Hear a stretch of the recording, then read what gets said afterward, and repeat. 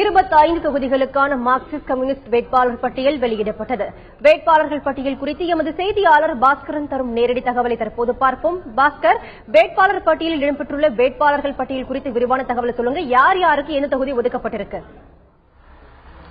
சட்டமன்ற தேர்தலில் Marxist communist கட்சி சார்பாக போட்டியிடக்கூடிய வேட்பாளர் பட்டியல் வெளியிடப்பட்டிருக்கிறது. 25 தொகுதிகளில் மார்க்சிஸ்ட் கம்யூனிஸ்ட் கட்சி போட்டியிடுகிறது. வேட்பாளர் பட்டியல் என்று எடுத்துக்கொண்டால் பெரம்பூர் தொகுதியில் மீண்டும் சவுந்தரராஜன் போட்டியிடுகிறார். சிதம்பரம் தொகுதியில் தற்போது சட்டமன்ற உறுப்பினராக இருக்கக்கூடிய பாலகிருஷ்ணன் போட்டியிடுகிறார். மதுரை மேற்கில் வாசுகி போட்டியிடுகிறார். திருப்பூர் தெற்குல தங்கவேலு போட்டியிடுகிறார். பெருகுளம் தனி தொகுதியில் லாசர் போட்டியிடுகிறார். மதுரவாயில் தொகுதியில் மீண்டும் பீமாராவ் போட்டியிடுகிறார்.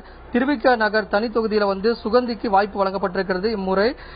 அதைத் தொடர்ந்து கவுண்டம்பாளையம் தொகுதியில் ராமமூர்த்தி போட்டியிடுகிறார். திண்டுக்கல்ல என் பாண்டி அவர்கள் போட்டியிடுகிறார். நெய்வேலியில ஆறுமுகம் மார்க்சிஸ்ட் கம்யூனிஸ்ட் கட்சி சார்பாக போட்டியிடக்கூடிய வேட்பாளர் பட்டியலில் ஆறுமுகத்துக்கு வாய்ப்பு வழங்கப்பட்டிருக்கிறது. அதைத் தொடர்ந்து பார்க்கும்போது கந்தர்வக்கோட்டை தொகுதி தனி தொகுதி, இந்த தொகுதியில் சின்னத்துறை வேட்பாளராக அறிவிக்கப்பட்டிருக்கார். எடப்பாடி தொகுதியில் தங்கவேலு வாய்ப்பு வழங்கப்பட்டிருக்கிறது. மார்க்சிஸ்ட் கம்யூனிஸ்ட் கட்சி சார்பாக போட்டியிடுவதற்கான வாய்ப்பு வழங்கப்பட்டிருக்கிறது. விக்கிரவாண்டி தொகுதியில் ராமமூர்த்திக்கு வாய்ப்பு வழங்கப்பட்டிருக்கிறது. கோபிச்செட்டிப்பாளையம் தொகுதியில் முனுசாமி அவர்களுக்கு இம்முறை மார்க்சிஸ்ட் கம்யூனிஸ்ட் கட்சி சார்பாக போட்டியிடுவதற்காக வாய்ப்பு வழங்கப்பட்டிருக்கிறது. கூடலூர் தனி தொகுதியில் தமிழ்மணிக்கு வாய்ப்பு வழங்கப்பட்டிருக்கிறது. அதைத் தொடர்ந்து பழனியில ராஜமாணிக்கத்துக்கு வாய்ப்பு வழங்கப்பட்டிருக்கிறது. லால்குடியில ஜெயசீலனுக்கு வாய்ப்பு வழங்கப்பட்டிருக்கிறது. கீழ்வேலவூர் தனி தொகுதி, இங்கு நாகை மாலி மீண்டும் போட்டியிடுகிறார். ஏற்கனவே சட்டமன்ற உறுப்பினராக இருக்கக்கூடிய நாகை மாலிக்கு மீண்டும் வாய்ப்பு வழங்கப்பட்டிருக்கிறது. கீழ்வேலூர் தொகுதியில நன்னிலம் தொகுதியில் சுந்தரமூர்த்திக்கு வாய்ப்பு வழங்கப்பட்டிருக்கிறது. ராஜபாளையத்தில் குருசாமிக்கு வாய்ப்பு வழங்கப்பட்டிருக்கிறது. திருவையாறுல மார்க்சிஸ்ட் கம்யூனிஸ்ட் கட்சி சார்பாக ஜீவகுமார் அவர்கள் போட்டியிடுகிறார். மார்க்சிஸ்ட் கம்யூனிஸ்ட் கட்சி சார்பாக திருவையாறு தொகுதியில் ஜீவகுமார் போட்டியிடுகிறார்.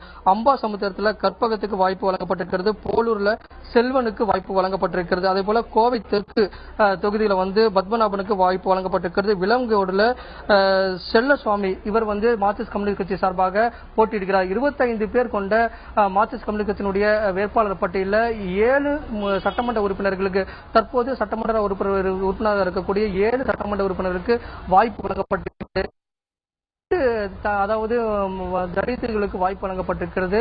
குறிப்பாக 5 தனி தொகுதியில தலித்துகள் போட்டியிடுகின்றனர். 3 அதாவது பொது தொகுதியில தலித்துகள் போட்டியிடுகின்றனர். 25 பேர் கொண்ட வேட்பாளர் பட்டியலில் 7 சட்டமன்ற உறுப்பினர்களுக்கு மீண்டும் வாய்ப்பு வழங்கப்பட்டிருக்கிறது. அது மட்டும் இல்லாமல் 8 தொகுதியில தலித்துகளுக்கு ஒதுக்கப்பட்டிருக்கிறது. 25 பேர் கொண்ட வேட்பாளர் பட்டியல் இன்று வெளியிடப்பட்டிருக்கிறது. மீண்டும் 7 சட்டமன்ற உறுப்பினர்களுக்கு வாய்ப்பு வழங்கப்பட்டிருக்கிறது.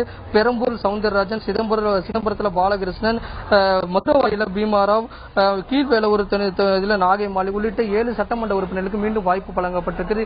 25 பேர் கொண்ட வேட்பாளர் பட்டியல் வெளியிடப்பட்டிருக்கிறது.